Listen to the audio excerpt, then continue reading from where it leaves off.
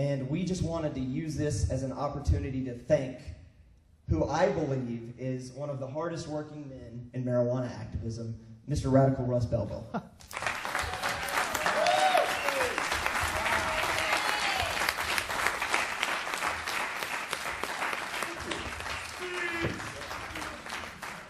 Wow, well, to quote Sally Field, you like me.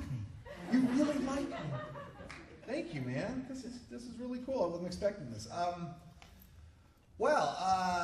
Yeah, like Sean said, I do this because I can't help it.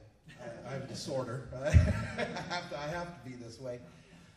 It's always shocking to me to get these kind of, kudos and accolades, and I keep wondering when you're all going to figure out that I'm just making this up as I go along. I have no blueprint for any of this. I'm an old bar band musician. I played in bar bands, and I guess one of the things I learned from that is, standing in front of crowds and, sometimes dealing with drunks. Actually, was a lot of it. But that was valuable in learning how to talk to people and learning about different people, and even if they were a little drunk and obnoxious, how to get through to them and find some sort of connection so that, at least they didn't hate my band or want to kick my ass in the parking lot or something. So that comes to mind. And I was in the restaurant industry for a long time. My parents managed restaurants, and so I was a busboy and a dishwasher, and those kind of things kind of taught me that, even if your job really sucks, you just got to show up and do it, and you just got to push through it and have that persistence, that we were talking about earlier. And I was in IT. I was a telephone, tech support. I kind of started off at the state of Idaho, and that kind of taught me how to listen to people complain and, try to get very upset, angry people who are frustrated with something that's completely illogical to them, computers in this case, right? And be able to kind of mentor them and lead them through how they might have a better working understanding, maybe change that a little bit. It also taught me a lot about state government in a red state. Woo, boy. And then, the moment for me was, and I've told this story before, but the moment for me, and I've been working in IT for years, and I'd worked my career up to the point where I was getting some pretty good contracts. I was always a contractor, because as a contractor you don't have to take P-tests, but you also get paid about a third what you're worth. You don't got any 401k or health insurance or retirement, anything like that, right?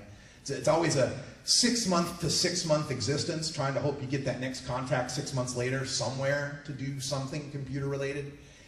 And I'd been working for a long time, and transitioning from the young, irresponsible bar band musician to maybe having more of a real career and a real life, and I'd gotten married, and it was like, oh, I got to grow up now and be responsible and have a real job and get a house and all those kind of things. So I had this job at a medical device manufacturer. I used to always like to joke that they made Dr. McCoy's medical bed, right? That kind of thing. They made these, though, the real high-tech stuff for the Iraq War and the mobile evac, heart monitor things and stuff like that. So I was working for this company, and I was a desktop support guy, and I was, helping, the receptionist find her files and helping the engineer find his backups and those kind of things. And I'd had the job for 2 years and got great reviews. God, they loved me, and after 2 years, the contract ended. IBM bought out the contract, and they're getting rid of all of us IT guys, going to bring in all the IBM guys. But the company liked me so much, one of the divisions was like, hey, look, we got an open spot. We got a full-time position. This thing starts at $75,000 a year. You get a company car, you get a credit card, you get a travel expense account, you get a 401k, you get retirement, you get health care, golden level health care. It was just like, oh, the dream job had come down from heaven for me. It's like, oh, now I finally won't have to worry about running out of gas by the end of the week. I'll finally be able to actually buy groceries, have groceries, that'll be cool. But it had a drug test. Oh, man. Now, I'd never taken a P test because I always believed, P for enjoyment, not for employment. and the only piss test you're going to get from me is for a taste test. So I'd always been, and not from necessarily the fact that I was a pot smoker, I even felt that way before I was a pot smoker. I thought, if we're going to start a business relationship, me working for you, we're not going to start it with you assuming I'm a criminal and thinking I'm guilty until proven innocent. It's a lousy way to start any kind of relationship. So I just never done it as a moral thing, ethical thing. But man, $75,000, company car, credit card, damn. So I made the decision, all right, I'll put my ethics aside for a second. I can not smoke pot for a couple months and drink a lot of cranberry juice, and you know, I can do that. So they said, no, Russ, it's a hair test. I said, that's going to be a problem.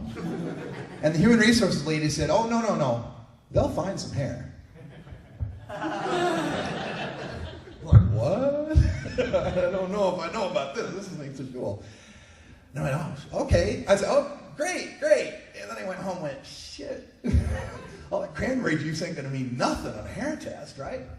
I've stopped smoking pot for 2 months, but those hair tests, they'll go for 6 months in some cases. I'm screwed. So I got on the internet and I looked up, you can get these shampoos, supposedly, that are going to help cleanse the hair or whatever, right? And the directions are like, all right, soak your hair in white wine vinegar, and then that'll loosen up the follicles, open them up kind of, and then you put the shampoo in, you keep the shampoo in for a half hour, and then you rinse it out, and you can go take your hair test. Like, well, how do I, they're going to get hair from somewhere. It could be my arm, could be my legs. How am I going to... Well, I figured it out. I went to the Winco, it's one of our shopping centers, got 20 gallons of white wine vinegar, poured it into a bathtub, and soaked my entire body in lukewarm white wine vinegar, stinking up the house, It was awful. And then I drained the white wine vinegar, and I took the shampoo, and I rubbed the shampoo all over, and then I had to sit, in nothing, just in the bathtub with this shampoo on me, naked.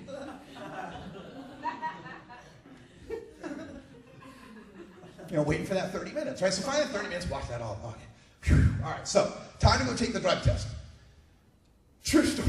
Well, obviously it's a true story, but the drug test was held in these buildings, 7 buildings that were part of this business complex. All the buildings are these white kind of colonial, old-style column buildings named after the founding fathers. There was a Jefferson building, a Madison building, a Washington building. I had to go take my drug test in the Jefferson building, a hemp farmer. Well, this is not right. I get into the building, there's no indication it's medical in any way. It reminded me of a construction trailer. Like they'd have that bad wood paneling and a cheap desk or whatever. And I would go in there, and there was some construction guys that were running around doing stuff, busy work, whatever it was. And then there was a lady there. Oh, you're here for your test. Oh, come on in. She's not wearing scrubs. She's got no indication of being a medical professional or anything. She's just some clerk lady sitting there. Okay, here's my papers. All right, well, go into this room over here. Sit down. All right, go in the room. Room's not got the little table with the paper, the doctor paper and the little bottle of tongue depressors. No, this is just some room. All right, I'm sitting there. There's a little window over there that's open. All right, I'm sitting there, and then she comes in, and she goes, all right, well, take off your shirt. All right, take off my tie, under my shirt, and your undershirt, too. All right. And then she reaches in the desk drawer, and she pulls out one of these cheap-ass 39-cent Bic single-bladed disposable razors, right? Peels the plastic off it, says, all right, now hold your arms out. All right. And she proceeded to shave my armpits and my chest to collect hair for the drug test. And while I'm standing there, there's a knock at the door. One of the construction guys peeks his head and goes, hey, I need to do such and such and blah, blah, blah, blah, blah. Oh, yeah, go ahead, no problem. I'm like, hello? Kind of naked here from the waist up. And then there's people walking by that window outside. And I'm like, hello, I'm kind of naked here. And it was at that moment that I went, fuck this. I am not...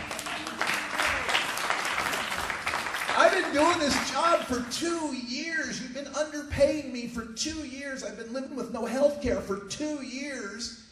And you're going to disqualify me because my armpit hair isn't good enough for you? Well, as Johnny Paycheck said, you can take this job and shove it. Hell yeah. All right, that's a lie. I was going, please God, let me get through this test. Please let me pass this test. Please let me pass this test. And then when I failed the test, it was, take this job. But, so a little honesty is important there. But no, I failed the test with the hair, and I tried to explain to the human resources, like, look, look, I work with medical marijuana patients. I'm an activist. I'm in these rooms of 200. Madeline Martinez was running Oregon Normal at the time. We had 2,100 members, 2,100 paid members. We would have 350 to 400 people per meeting. We do meetings twice a month. I mean, we were just busy. And as I'm in these packed rooms with medical marijuana patients that are smoking, and it gets onto my hair, and I didn't tell them I also smoke weed. They didn't even know that. But I pled my case, and she goes, all right, we'll give you a second chance. Second chance, go take a urine test, and if you get by with that, maybe we can do something. Because the company really wanted me. They're like, this guy's good, we're not going to let him get away. So I went to take the urine test again at the Jefferson Building, and it came back failed because it was too dilute. And I said, well, too dilute? What do you mean? Well, it's too much fluid. How much water do you drink? I don't know, 8 glasses a day, 8 to 10 glasses a day like you're supposed to. Yeah, that's too dilute. Well, all right, I'm supposed to be unhealthy to pass your test? Is that how that's supposed to work? So yeah, I didn't get the job, and from that moment on, I said, all right, y'all made a mistake here. So I'm going to take every bit of this corporate training that you've taught me. I'm going to take every bit of this computer software knowledge that I have learned and picked up from you. I'm going to take every piece of software that you've let me install on any machine and somehow end up having a copy of it on my machine. I'm going to take every tool you gave me and every power I've learned in the corporate world, every tie I bought, every shirt I ironed, and every moment is going to be dedicated to the never, ever anybody has to get a job with their bodily fluids. Never.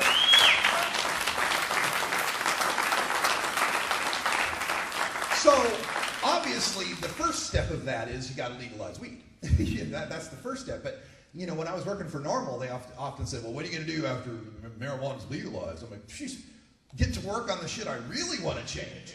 I want to get this done because it's so obvious. It's so indisputable. It's so rooted in logic, science, reason, compassion. There's no reason for it to be illegal. It's almost like I picked on marijuana prohibition because it was the weakest kid in the schoolyard. Right? I can kick his ass, no problem. Now let's get to drug testing, right? Now let's get to civil forfeiture. Now let's get to asset for it, the wiretapping. There's so many things I want to deal with, but marijuana just seemed like the easiest and frankly the most fun one to start with. So that's why I do what I do. That's why I continue with 420 Radio and just putting out, you know, every spreadsheet and chart and article and 2 hours of talk that I can think of every day, just so, again, nobody else has to get a job through their bodily fluids, and that we can have America go back to being what America's supposed to be, right? Mind your own business, to each their own, it takes all kinds. You've heard all those sayings. And that's what America is to me, is that so long as you're not doing anything that directly hurts me, I'm cool with what you're doing. And how this country ever got away from that, I don't know, but I'm so thrilled that in what most people would consider the big, great state of Texas, super red, conservative, never going to get anywhere, that I'm talking to people like Ann Lee, who wants to convince Republicans to legalize marijuana. I'm talking to that lady Talia from Mama, who's a super Christian person who wants to talk to Christians about legalizing marijuana. I talk to all of you who want to talk about this from all sorts of different backgrounds. It gives me hope because, you know, if we can do it here in Texas, we can do it in Missouri, we can do it in Tennessee, we can do it in any state, we can do it in any country in the world. We can do it in the whole world, that's right. So thank you for this recognition. Thank you for bringing me out here to Dallas-Fort Worth 2 or 3 times now. I'll keep coming back because I love it, and thank you. I